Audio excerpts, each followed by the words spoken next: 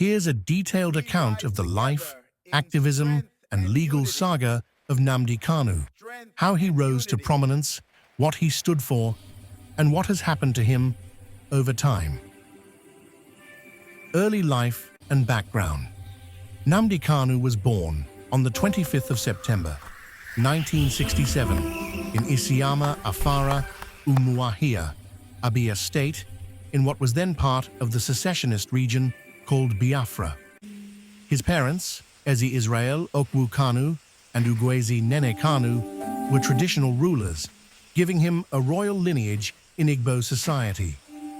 He had his primary and secondary education locally, Library Avenue Primary School, Government College, Umuahia, and later gained admission to the University of Nigeria, Nsukka, UNN. For reasons including education and migration, he moved to the UK, where he studied politics, economics at then London Metropolitan University or London Guildhall University, depending on the source, and later acquired British citizenship. From obscurity to public activism, founding Radio Biafra and IPOB. Although Kanu spent years outside Nigeria, his return to activism used modern tools.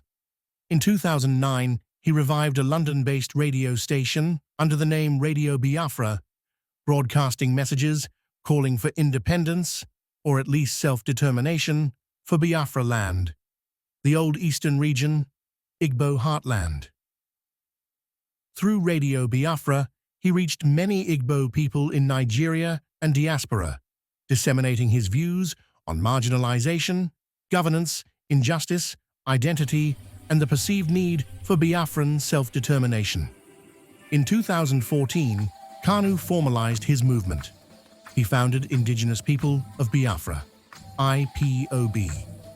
IPOB sought to restore or re-establish the defunct Biafra as a separate political entity, arguing that the people of the Southeast and Igbo still suffered neglect and injustice in Nigeria. Over time, IPOB became the most significant pro-Biafra, separatist, self-determination group, giving voice to many who felt grievances over perceived marginalization, ethnic identity, and political economic injustices in Nigeria.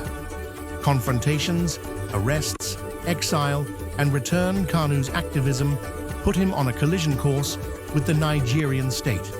Key episodes. On 14th October 2015, he was arrested by the Nigerian authorities, security services, in Lagos. The charges included treasonable felony, sedition, and membership leading of an unlawful organization due to IPOB and his broadcasts. He was held in detention for more than a year, despite court orders for his release. His prolonged detention sparked protests and amplified his profile among supporters. On the 28th of April 2017, he was released on bail under strict conditions. However, after security forces raided his family home in Umuahia, part of what was known as operations targeting Biafra-related activism, Kanu disappeared, effectively fleeing Nigeria. For several years, he remained abroad, allegedly moving across countries, and continued to exert influence over IPOB and its communications operations, even while in exile. In June 2021, he was arrested and renditioned. Legal comeback, Kanu was reportedly detained in Kenya and then extradited, renditioned to Nigeria. He was returned to face charges by Nigerian authorities, leading to renewed legal actions against him. The mode of his return was controversial. There were allegations the extradition was irregular. Once back in Nigeria, Kanu faced reactivated charges. Initially, some charges were dismissed, but eventually, a core set of 7 counts of terrorism-related charges remained.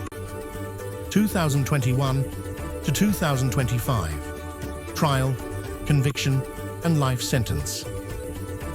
The trial, long and drawn out, involved multiple judges, delays, and appeals. On the 20th of November 2025, a Nigerian court, presided by James Omotosho, convicted Kanu on all 7 counts.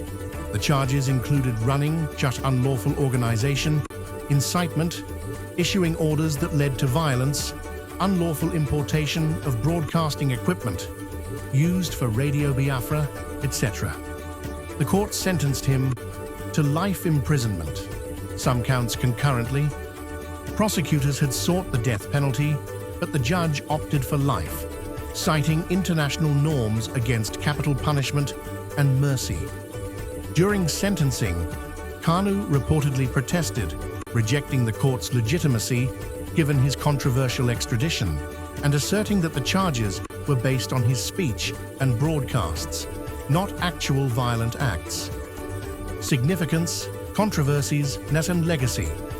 For supporters, Nnamdi Kanu represents a continuing push for self-determination, regional autonomy, and justice for Southeast Nigeria, drawing on the memory and grievances from the old Republic of Biafra and the Civil War, 1967 to 1970. Many see him as the voice of the marginalized. For critics and the government, his activities through IPOB and Radio Biafra were seen as destabilizing, promoting separatism, incitement, and violence under the guise of self-determination. The government argues the